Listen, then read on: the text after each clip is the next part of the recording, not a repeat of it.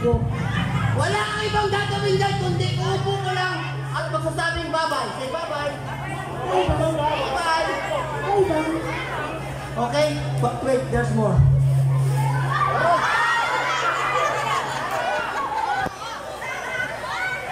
Okay, mga kaibigan. Don't worry, there's no sugar. Okay, mga kaibigan. Huwag po kayong mag-alala. Huwag po kayong matakot sapagkat ako po ay isang professional. Matagal ko na itong ginagawa at kahit kailan, never pa ako nakahulog ng bata o nakadisgrasya o napirayan. Sapagkat ako'y magaling! At hindi pa nagkakamali! Tandaan niyo!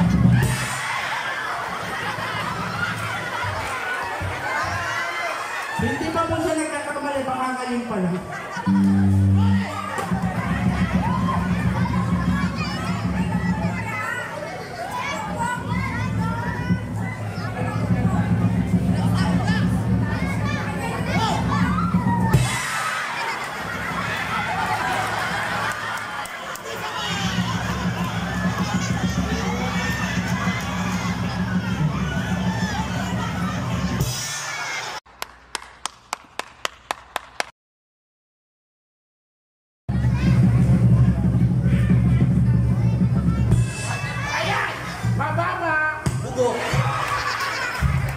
Kanina ka pa eh. Ganito gawin mo, isubo mo lang pag ganon. Ay, sususo ko lang sa'yo ng pagganan. Wow, wow, wow! Oh, balo ko na. Isa ba? Supo. Subo! Oh!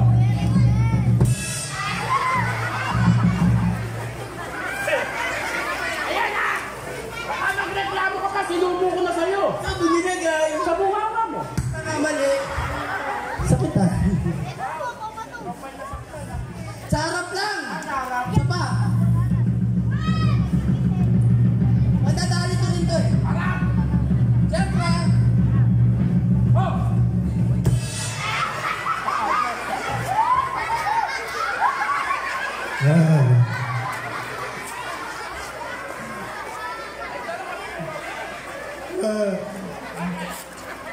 Ba't ganun? Sabi ko sapon eh. Oo nga! Eh mo yung tanga. Ayusin mo na. Masakit na oh.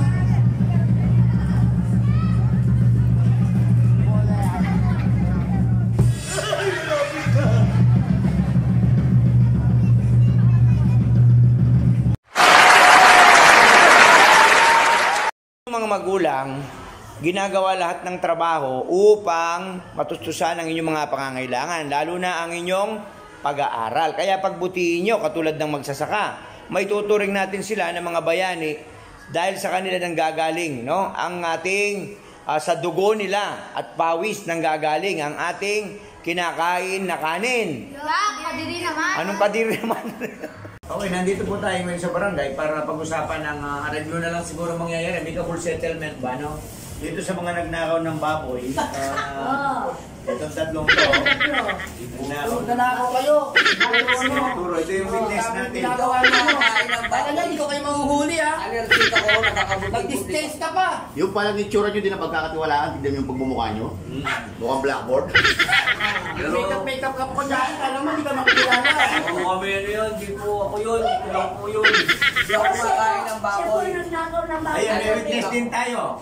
Meron tayo dito yung, ito yung mga grupong marites ng barangay. Sila po ang nirereklamo namin. Ayan, ito yung spokesperson ng mga marites. Ayan si ate, wow legs pa rin, no? Ano po, ito, bigyan natin ng puhunan. Yung pipis ball, no? Yung pipis ball sa ating tindahan ng crispy pata. Ayan. Ayan, so ayusin po natin. Walang tayo hindi mapag-usapan. Dalihan nyo mag-makeup dahil kukulong na namin kayo, no? Ayan. Makeup, okay lang sana ninakaw niya yung baboy eh. Ang problema, ginahasa niya pa eh. Tumulong pa itong isa eh. Ito naman yung out. Okay na sana eh. Siya nagtulong sa akin. Mahal na mahal ko yung baboy na yun eh. Multiple rate. Natutok lang ako. Hindi ako alam dun. Kita mo na. Nandito po tayo ngayon sa barangay para ayusin ang problema, no? Ang nagrereklamo, itong si Aling Mida, nirereklamo si Aling Bella na hindi tumupad sa usapan ng utang. Dapat magbayad siya sa 30, pero ang agency pa lang nagbabayad na. Hindi po tama yung advance masyado.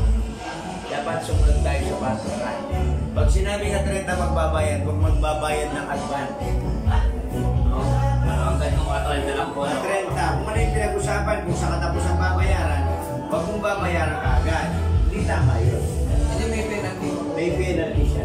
Eh, stop. May magreklamo din po ako eh. Ano reklamo mo? Ito, matabi ko nga ito. Malimit na utangan ako, pero lagi gusto magbabayad agad. Ano kaya ako? Kailangan natin ayusin yan, no? Eh, may nagpunta nga rin ko kanina, hindi nga kami ng permit. No? Kasi yan, alam. Magkirap sana ako ng pinter.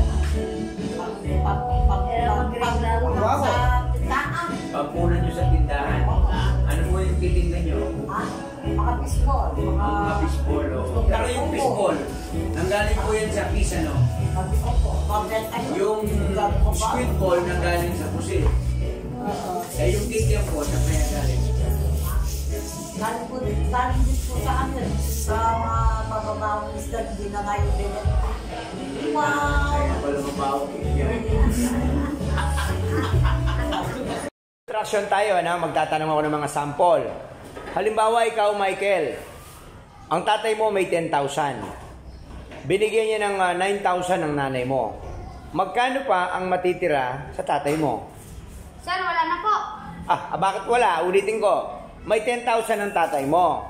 Yung 9,000, binigay niya sa nanay mo. Magkano pa ang matitira sa tatay mo? Sir, wala na po. Bakit? Hindi niyo po kasi kilala nanay ko, kukunin niya po lahat.